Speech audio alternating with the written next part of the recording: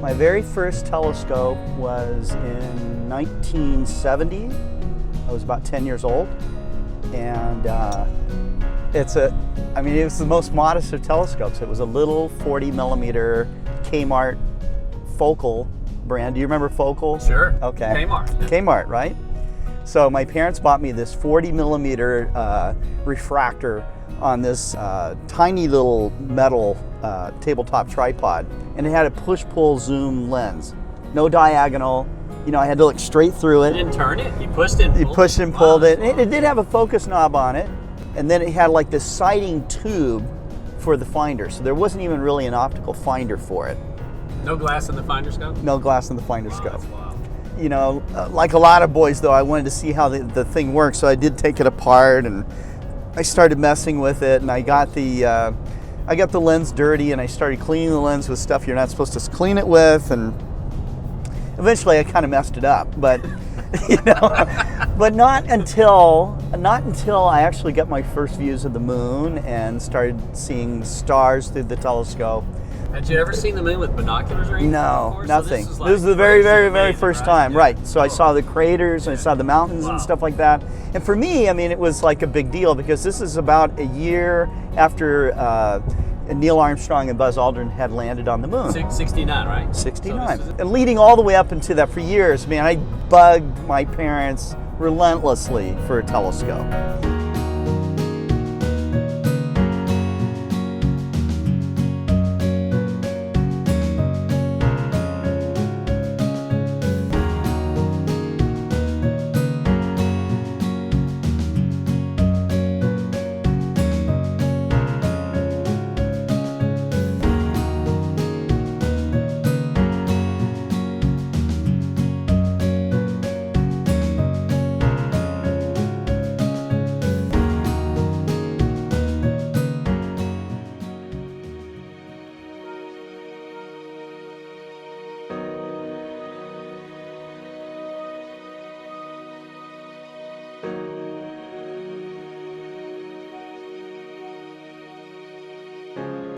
I'm standing here on hollow ground, and the reason why I say that is that I have this feeling that I'm in the presence of something sacred.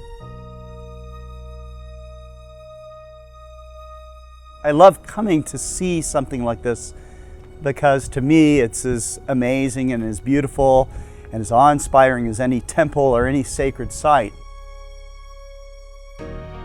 And the sacred part to me is what's done with instruments like this, the exploration, the discovery. But where I have a connection is that all of this started with William J. McDonald, an amateur astronomer who had a small telescope. And that small telescope inspired him to want to build something grand like this, because that small telescope took him across the universe. The power of a small telescope is to propel you to explore on your own and to witness the universe for yourself. And who knows where it would take you. For William J. McDonald, it took him to imagine that a research institution like this could be built. And it is still his legacy, but it is also something that is a living, thriving thing that continues on to this very day.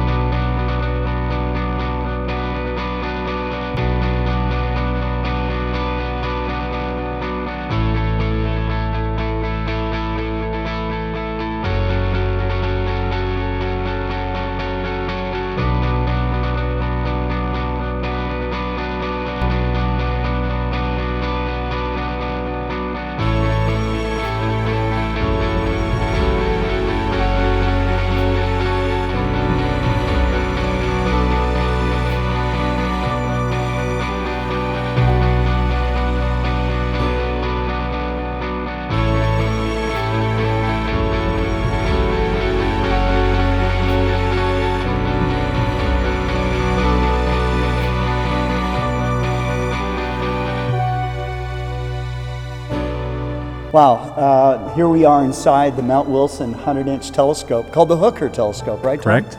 Yep, this is Tom Meneghini, and Tom is the executive director of Mount Wilson Observatory, and they have this telescope for use as a visual program. Right. Offered to the public. Open Correct. to the public, but they use a Explore Scientific ED-127 Apo telescope to look into the 100-inch telescope.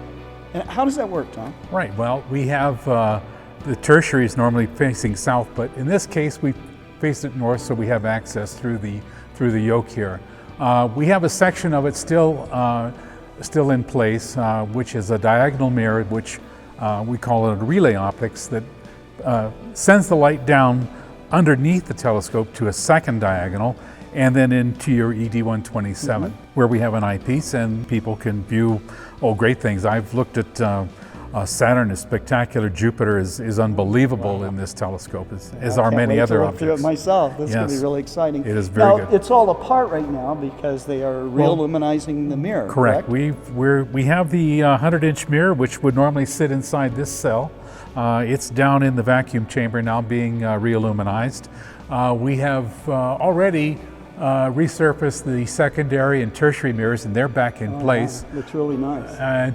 Tomorrow, weather permitting, and we will bring the 100-inch mirror up here with what you saw, the wiffle tree, which is a real act of faith, and place it back in here. And if we have enough time, we will bolt it on back to the bottom of the truss here. And this thing weighs, you said, 19,000 pounds? With the mirror, it's 19,000 pounds. Wow. So there's a lot of weight. here's holding the telescope in its position because it's top heavy. Very top heavy right now, with the cage up there and nothing beneath it to balance it. Yeah, well, it's really exciting to know that we participate in your visual program, and it is. Tom, I'm looking forward to looking through it myself. I hope you do. All right, thanks, man. You're welcome.